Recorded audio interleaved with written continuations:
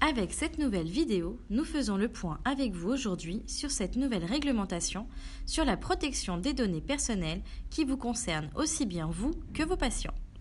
Bonjour docteur, comment allez-vous aujourd'hui ? Mes confrères me parlent d'une nouvelle réglementation européenne sur la protection des données, mais je n'y comprends pas grand-chose. Il s'agit du RGPD. Ne vous inquiétez pas, je vais vous dire de quoi il s'agit.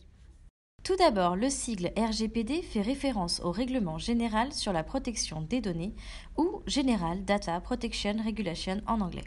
Il s'agit du texte de référence européen en matière de protection des données personnelles pour les résidents de l'Union européenne, abrogeant ainsi la précédente directive du 24 octobre 1995 et applicable dès le 25 mai prochain. Qui est concerné par le RGPD ? Toute organisation ou organisme, qu'il soit en Union européenne ou hors Union européenne, est concerné, dès lors qu'il traite des données personnelles d'un résident de l'Union européenne. Ce règlement est applicable, quelle que soit leur taille, leur secteur, qu'ils soient publics ou privés, comme par exemple des entreprises, des sous-traitants, des organismes publics ou encore des associations. Quelles sont vos obligations auprès de vos patients ? Celle de l'obtention d'un consentement éclairé et positif du citoyen, à savoir être en mesure de fournir aux personnes concernées des informations adaptées à leur niveau de compréhension. Également un droit à la portabilité pour permettre à une personne de récupérer les données fournies sous une forme réutilisable et, le cas échéant, de les transférer d'un prestataire à un autre sur simple demande. Mais aussi le droit à l'oubli pour autoriser toute personne à réclamer la suppression des données la concernant.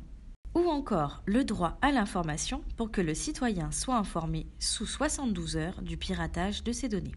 Et enfin, un système de protection des mineurs de moins de 16 ans pour que la collecte de données personnelles nécessite un accord parental systématique. Comment mettre en place ce règlement dans votre organisation ? Toute organisation doit à la fois mettre en place des mentions d'information sur tous les supports à disposition de leurs clients pour expliquer la finalité des données collectées. Mettre à disposition dans un même temps un formulaire de contact pour que les personnes qui le souhaitent puissent accéder à l'ensemble des informations qui les concernent.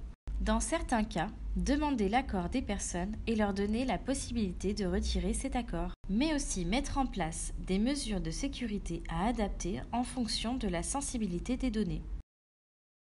Dans un second temps, analyser l'ensemble des fichiers et documents qui contiennent des données personnelles et élaborer un registre des traitements.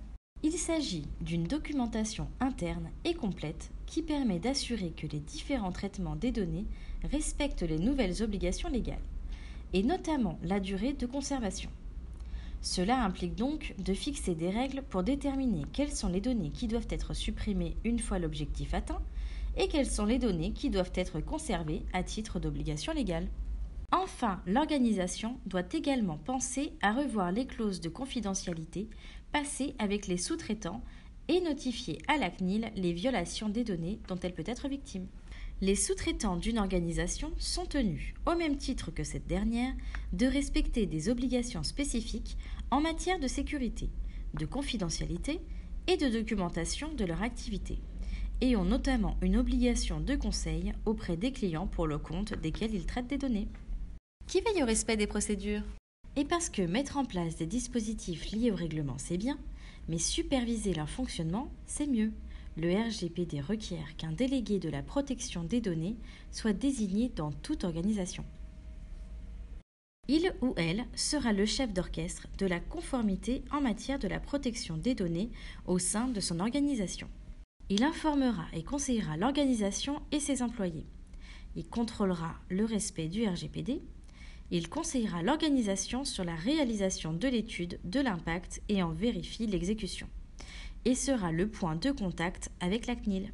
Il faut savoir cependant que le DPO ne peut occuper des fonctions au sein de l'organisme le conduisant à déterminer les finalités et les moyens d'un traitement, pour éviter d'être juge et partie. Par exemple, il ne pourra donc pas être directeur général, directeur financier, responsable du département marketing, etc. Quelles sont les sanctions en cas de non-respect du RGPD ? En cas de non-respect des obligations liées au règlement, tout organisme pourra être sanctionné d'une amende pouvant aller jusqu'à 4% du chiffre d'affaires annuel mondial, ou 20 millions d'euros, sachant que ce sera la somme la plus importante des deux qui sera à payer. Voilà, vous en savez maintenant un peu plus sur le RGPD. On vous dit à très bientôt pour de nouvelles vidéos.